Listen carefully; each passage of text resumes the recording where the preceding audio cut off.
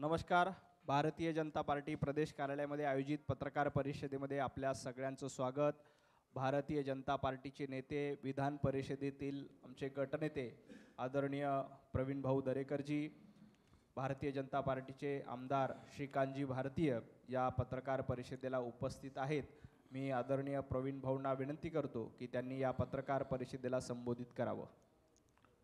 आजच्या या पत्रकार परिषदेस उपस्थित विधिमंडळातील माझे सहकारी श्रीकांत भारतीय साहेब, भारतीय जनता पार्टीचे प्रवक्ते मीडिया प्रमुख नवनाथजी बन, सर्व पत्रकार मित्रांनो,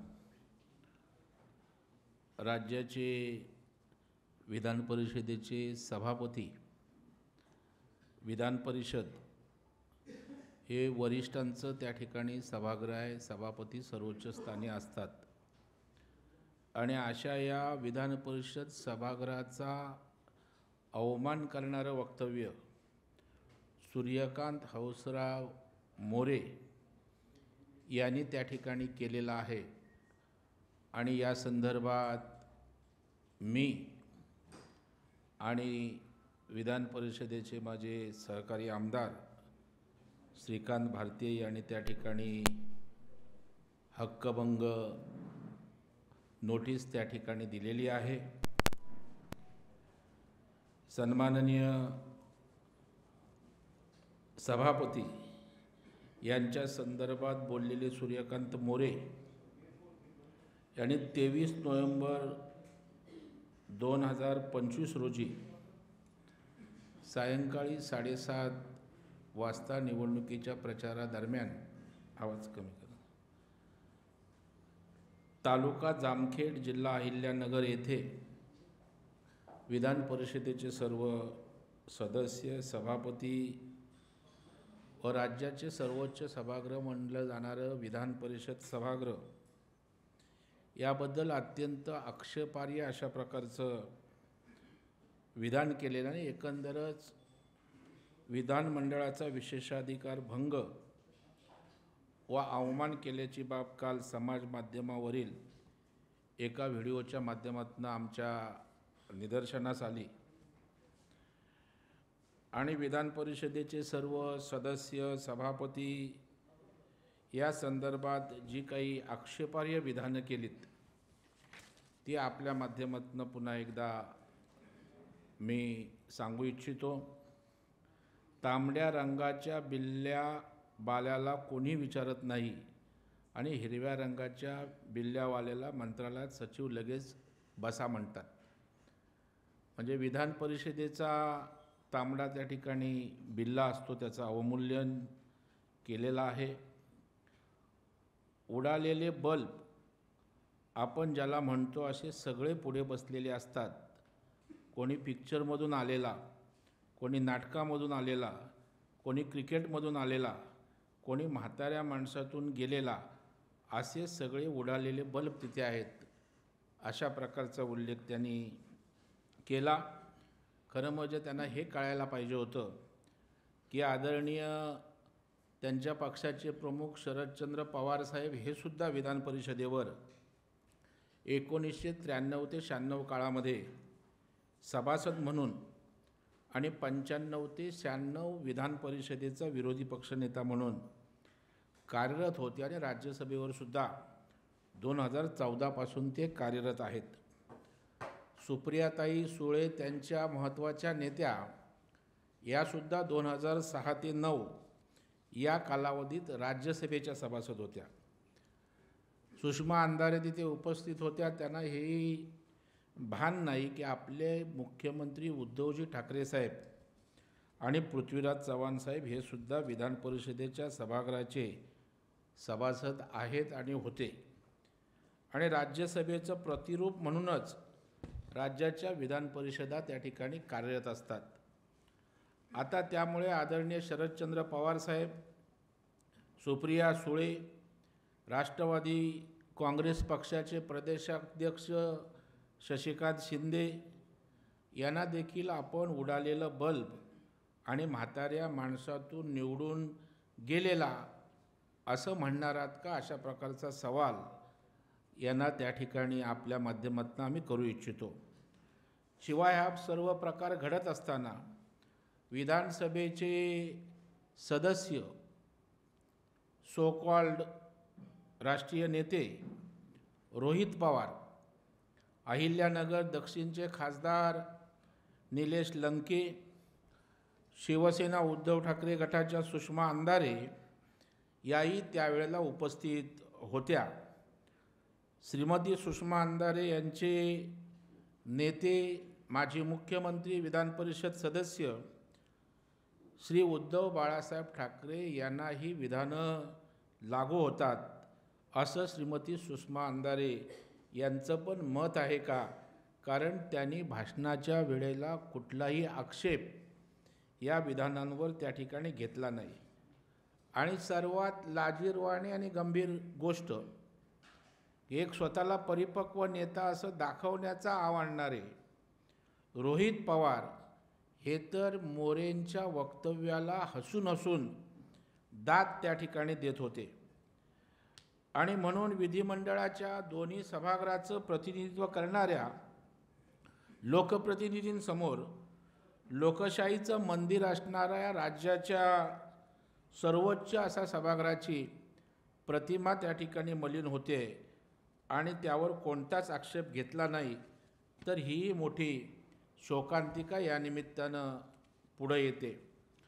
साहित्य, कला, क्रीडा, विज्ञान, सहकार, समाजकार्य या क्षेत्रात उल्लेखनीय योगदान देणाऱ्या मान्यवरांचा सहभाग लोकशाहीमध्ये सुनिश्चित व्हावा या उद्देशानं आदरणीय राष्ट्रपतींमार्फत राज्यसभेवर तर आदरणीय राज्यपालांमार्फत विधान परिषदेवर 12 मान्यवरांची नामनियुक्त म्हणून निवड सदस्य म्हणून केली जाते. भारतीय राज्यघटनेतील ही तरतूद आदरणीय घटना निर्मात्यांनी जाणीवपूर्वक विचारमंथनाअंती आणि संसदीय लोकशाही व्यवस्थेला सर्वसमावेशक बनवण्याच्या उद्देशानं त्या ठिकाणी केली आहे. आणि असे असताना नामनियुक्त सदस्यांना उडालेले बल्ब, म्हाताऱ्या माणसातून निवडून आलेले अशा शब्दप्रयोगाने अवहेलना करणं अत्यंत दुर्दैवी आणि संतापजनक अशी बाब आहे. एक प्रकार ही वक्तव्य अथवा शेरेबाजी म्हणजे अमृत महोत्सवी वाटचाल पूर्ण केलेल्या भारतीय राजघटनेचा, त्यातील दूरदृष्टीपूर्ण तरतुदीचा घोर अवमान त्या ठिकाणी आहे. दैदिप्यमान वाटचाल असलेल्या अमृत महोत्सवी राज्यघटनेचा अशा प्रकारचा अवमान करणाऱ्यांना शासन या ठिकाणी झालंच पाहिजे. माननीय सभापतींच्या बाबतीत कोणती आक्षेपार्ह विधानं केली, तर माननीय सभापतींचं काम हे सभागृहातील मतमोजणी करण्या एवढेच आहे. माननीय सभापती महाराष्ट्र विधान परिषद करीत असलेल्या सभागृहाच्या घटनात्मक कर्तव्यांबाबत व कामकाजाबाबत नुसतं आपलं फिरायचं लवाजमा घेऊन मागे पुढे अशी कोटीही त्यांनी केलेली आहे. पंचायत समितीच्या सभापतीला पण जे अधिकार आहेत ते अधिकार देखील विधान परिषदेच्या सभापतींना नाहीत. माननीय सभापती यांच्यासमोर विधानमंडळाचे 288 सदस्य बसत नाहीत, केवळ 70-75 सदस्य बसतात असं म्हणून अवमान केला आहे. माननीय सभापती हे कायदे बनवित नाहीत. याच दरम्यान विधान परिषदेच्या सभागृहाच्या बाबतीत पण आक्षेपार्ह विधानं आहेत की विधान परिषदेच्या 3ही अधिवेशनांबद्दल अधिवेशनाचे कामकाज हे केवळ वर्षभरातून 30च दिवस होते. विधान परिषद सभागृहाचे कार्पेट व एकूणच सभागृहाची रचना ही लाल रंगात असून विधानसभेची हिरव्या रंगात आहे व विधान परिषदेचा लाल रंग हा दुष्काळाचं प्रतीक आहे, अशा प्रकारची भूमिका त्यांनी मांडलेली आहे. याबाबत मी आपल्या निदर्शनास आणू इच्छितो की श्री सूर्यकांत मोरे यांनी विधान परिषदेतील सर्व सन्माननीय सदस्य, माननीय सभापती, महाराष्ट्र विधान परिषद व विधान परिषद सभागृहाबद्दल असत्य, दिशाभूल करणारी व प्रतिष्ठेला धक्का पोचवणारी माहिती प्रसारित केली आहे. या चुकीच्या प्रसारणामुळे सभागृहाची प्रतिष्ठा, विश्वासार्हता आणि स्वायत्तता त्या ठिकाणी धोक्यात आले आणि म्हणून भारताचे संविधान कलम 194 नुसार राज्य विधानमंडळ व त्यांचे सदस्य यांना विशेषाधिकार व स्वातंत्र्य प्रदान केलेले आहे. कोणतीही अशी कृती जी सभागृहाची प्रतिष्ठा कमी करते किंवा कामकाजावर परिणाम घडवते तो विशेषाधिकार भंग ती कृती ठरवते. विधान परिषद नियम rules of procedure and conduct of business नुसार सभागृहाचा अवमान, सदस्यांची बदनामी, सभागृहाच्या कार्यामध्ये अडथळा आणणारी किंवा जनतेमध्ये सभागृहाबद्दल अविश्वास निर्माण करणारी कृती गंभीर आणि उल्लंघन करणारी मानली जाते. सभागृहातील कामकाज व सदस्यांच्या प्रतिमेचा अनादर होईल आता हेतू पुरस्कर अवमानकारक आशय सूर्यकांत मोरे यांच्याकडून समाज माध्यमांमध्ये प्रसारित केला गेला आहे. असा अवमान म्हणजे विधिमंडळाचा आणि सन्माननीय सदस्यांचा विशेषाधिकार भंग मानला जातो, कारण तो विधिमंडळाचे स्वातंत्र्य आणि प्रतिष्ठा यांना हानी पोचवणारा आहे. या प्रकरणामुळे नागरिकांमध्ये विधिमंडळाच्या कार्यप्रणालीबाबत संभ्रम निर्माण करण्याचा प्रयत्न केला असून त्यामुळे संपूर्ण लोकशाही प्रक्रियेबाबत जनमानसात नकारात्मक वातावरण तयार होत आहे. सूर्यकांत मोरे यांची अशी बेताल वक्तव्ये लक्षात घेता त्यांचा उद्देश विधान परिषद सभागृहाच्या कार्यात अडथळा निर्माण करणं व सदस्यांच्या मतस्वातंत्र्यावर दबाव आणत असल्याचे दिसून येते. सूर्यकांत मोरे यांनी मंत्रालयात कार्यरत असणारे वरिष्ठ अधिकारी सन्माननीय लोकप्रतिनिधींचा सन्मान करताना विधानसभा व परिषद सदस्य यांच्यामध्ये दुजाभाव करीत असल्याचे वक्तव्य देखील केलेले आहे. प्रशासनातील ज्येष्ठ अधिकाऱ्यांच्या कार्यपद्धतीबाबत लोकप्रतिनिधींचा सन्मान करण्याबाबत अशा प्रकारे जाहीर शंका उपस्थित करणं गैर आहे. दिनांक 20 नोव्हेंबर 2025 रोजी शासनाने निर्गमित केलेल्या शासन निर्णयानुसार सर्व सन्माननीय लोकप्रतिनिधींचा योग्य सन्मान करणं, सौजन्याची वागणूक देणं असं सर्व प्रशासकीय अधिकारी यांना बंधनकारक आहे. महाराष्ट्र विधान परिषदेला संपूर्ण भारतातील संसदीय लोकशाहीच्या वाटचालीत अतिशय महत्त्वाचे आणि प्रतिष्ठेचे असे स्थान आहे. तत्कालीन गव्हर्नन्स कौन्सिलची पहिली बैठक मुंबईतील टाउन हॉलच्या दरबार हॉलमध्ये दिनांक 22 जानेवारी 1862 मध्ये संपन्न झाली होती. हे सभागृह एक प्रकारे 3 शतकांचं साक्षीदार ठरलेलं आहे. अशा सभागृहाची लोकप्रतिनिधी समोरच जाहीर सभेत अप्रतिष्ठा करणे हे महाराष्ट्राच्या गौरवशाली संसदीय परंपरेला निश्चितच शोभणारं नाही. त्यामुळे सर्व सन्माननीय विधान परिषद सदस्य, माननीय सभापती, माननीय महाराष्ट्र विधान परिषद सभागृहाचा अवमान अवहेलना करणारे श्री सूर्यकांत मोरे यांच्यावर विशेषाधिकार भंग कारवाई प्रस्तावित करण्याची सूचना मी आणि माझे सहकारी सन्माननीय श्रीकांत भारतीय यांनी सादर विधिमंडळाला केलेली आहे. त्याची नोटीसही सर्व झालेली आहे, जेणेकरून भविष्यात अशा प्रकारच्या घटना घडू नयेत आणि सभागृहाची प्रतिष्ठा सुरक्षित राहावी, हाच यामागचा उद्देश आहे.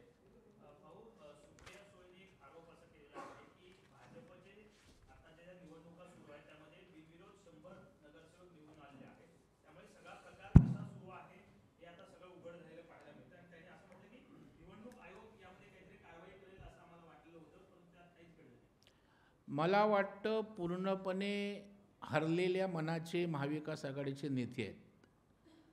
त्यांचा आत्मविश्वास ढासळला आहे.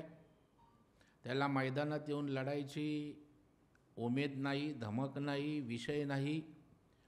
राज्य सरकारचं उत्तम काम चालू असल्यामुळं टीका करायला वाव नाही. म्हणून रडीचा डाव याला बोलतात.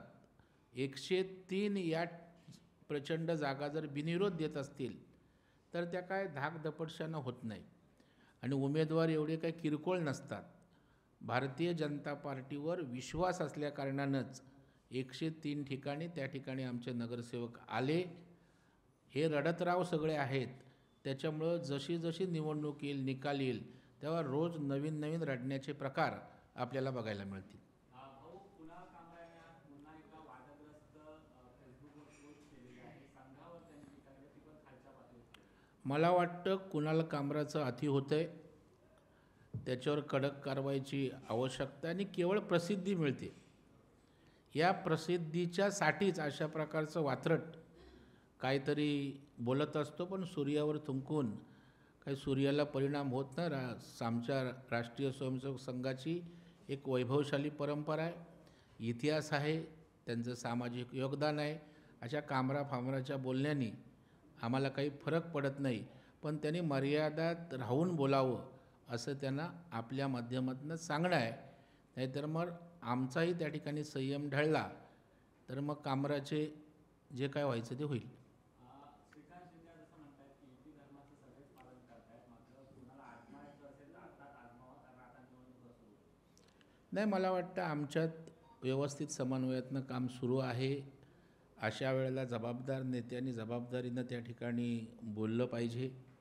जेव्हा दोन्ही पक्षाचे वरिष्ठ नेते सामंजस्य भूमिका घेत असतात तेव्हा दुसऱ्या फळीतील किंवा तिसऱ्या फळीतील नेत्यांनी, मला वाटतं आपल्या नेत्यांनी दिलेल्या गाईडलाईनप्रमाणे वागलं पाहिजे, बोलले पाहिजे, असं त्या ठिकाणी अपेक्षा आहे. आदित्य ठाकरेंनी आता एक ट्विट केलं आहे. त्यांनी म्हटलं आहे की वारंवार निवडणूक मतदार याद्या ज्या आहेत त्यावरती आक्षेप आम्ही घेतोय, नावं जी आहेत ती दुबार आहेत त्यावरती आम्ही आक्षेप घेतोय, पण निवडणूक आयोग जे आहे ते एक सर्कस आहे. भाजप आणि निवडणूक आयोगाचं समन्वय जो आहे तो या सगळ्यात मला दिसून येतोय आणि निवडणुका तटस्थ झाल्या पाहिजेत, परंतु जी एजन्सी आहे किंवा जी संस्था आहे ती तटस्थ दिसत नाही, असं एक ट्विट. मला वाटतं मगाशी म्हटल्याप्रमाणे रडतराव झाला आहे महाविकास आघाडी. त्यामुळं नॅरेटिव्ह सेट करायचा हा त्यांचा प्रयत्न आहे. जेव्हा लोकसभेच्या निवडणुका झाल्या तेव्हा ह्याच गोष्टी सगळ्या होत्या. EVM तेच होतं, निवडणूक आयोगही तोच होता. यश मिळालं तर आक्षेप नाही, पराभव झाला की अशा प्रकारचे रडीचे डाव त्या ठिकाणी खेळायचे. त्याच्यामुळे मला वाटतं मी मगाशी म्हटलो त्याप्रमाणे आत्मविश्वास यांचा हरवला आहे. यांच्यात निवडणुकीत लढायची मानसिकता राहिलेली नाही आणि त्याच्यामुळं अशा प्रकारचं रडगाणं गात काही आपल्याला सहानुभूती मिळवता येते का, याचा केविलवाण आणि दुर्दैवी प्रयत्न आहे. निवडणूक यंत्रणा स्वायत्त आहे, त्यांच्या प्रक्रिया ठरलेल्या आहेत.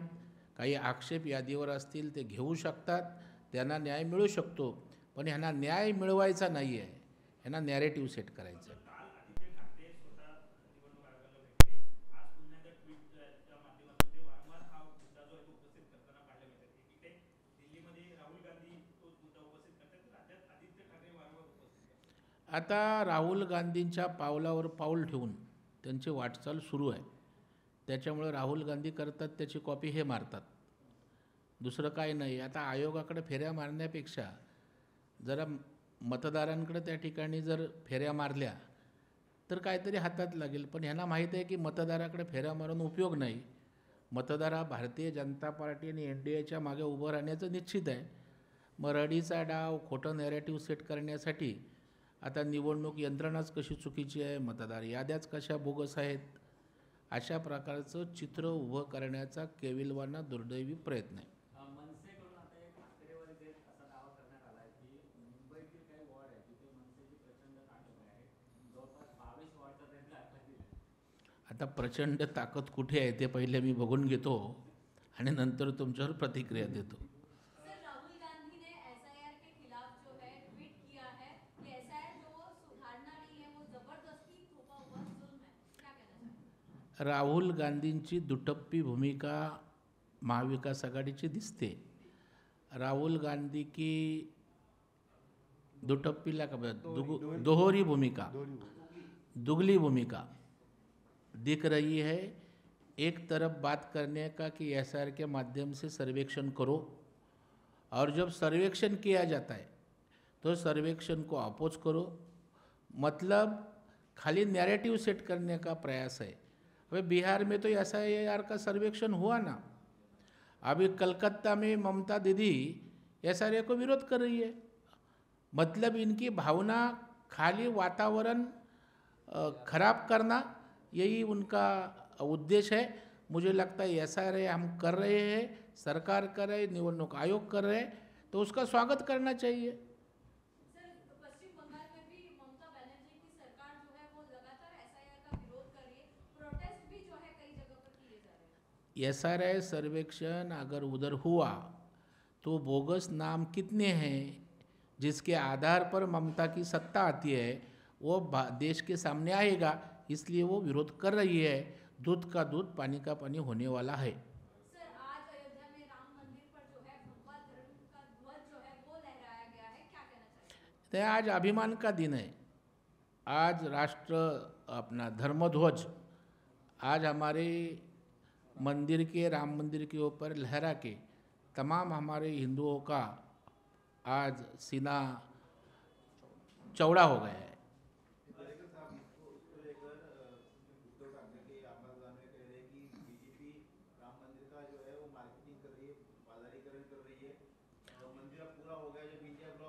वह हमारी धार्मिक भावना, हमारी देव दैवतों के प्रति हम लोग जो कर रहे हैं, इनको बाजारीकरण लगता है। ये इसलिए इनकी क्या समझ है वो लोगों के सामने आती है, क्योंकि इन्होंने धर्म छोड़ा है, देव दैवतों के प्रति अभी इनको कुछ आस्था नहीं, तो उनको सब बाजारीकरण दिखता है।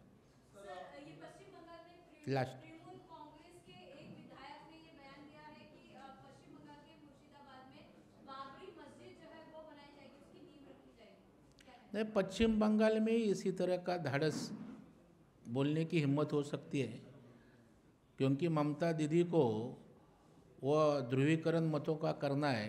कई समाज के प्रति उनकी संवेदना है और उसी के लिए उनका यह बयान आता है। नहीं तो इस देश में इसी तरह का बयान करने की हिम्मत नहीं होती। भाऊ, केंद्रीय मंत्री डॉक्टर जितेंद्र सिंग यांचे एक वक्तव्य जे आहे ते वादग्रस्त समोर आलेलं पाहायला मिळते। त्यांनी असं म्हटलं की आयआयटी बॉम्बे हेच ठेवलं महत्त्वाचं आहे, कारण मुंबई झालं नाही महत्त्वाचं नाही, असं त्यांनी नाही, मला वाटतं मुंबई या संदर्भात मुंबई आणि महाराष्ट्र त्या ठिकाणी आम्ही नेहमीच गौरवांचं स्थान पाहतो। आमचे रामभाऊ नाईक जे भारतीय जनता पार्टीचे नेते होते, त्यांनीच केंद्रात बॉम्बेचं मुंबई केलेलं आहे आणि त्यामुळं मुंबईप्रती भारतीय जनता पार्टीच्या संवेदना ह्या जगजाहीर आहेत। महापालिका निवडणुकांच्या ज्या प्रांती याद्या आहेत त्याची मुदत आता संपताना 27 तारखेपर्यंत सूचना आयोगाची तुम्हाला द्यायच्या।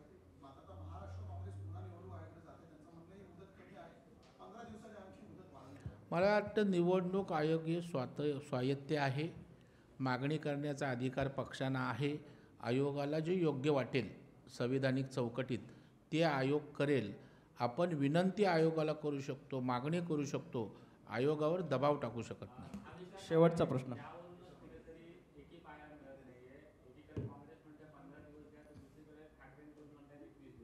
मग याच्यावरूनच महाविकास आघाडीची कशी त्रेधा तिरपट उडालेली आहे हे आपले लक्षात येईल। त्यांचे 3 तेरा आपसातच वाजलेले आहेत, त्याच्यामुळं राहिलेला आता 2 तारखेला त्यांचा करेक्ट कार्यक्रम महाराष्ट्रातील जनता करेल।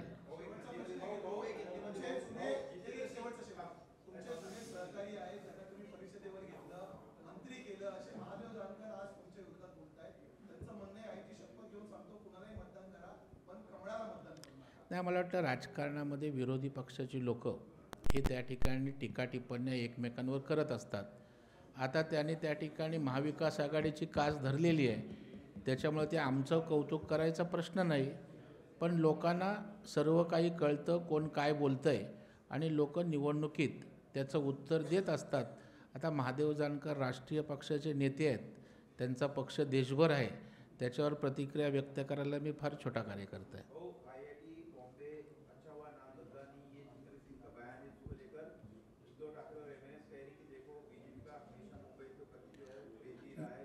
नहीं, उन्होंने बताना बॉम्बे का मुंबई किसने किया। बॉम्बे का मुंबई भारतीय जनता पार्टी के हमारे रामभाऊ नाइक ने किया है। यह उद्धव जी ठाकरे जरा याद करें.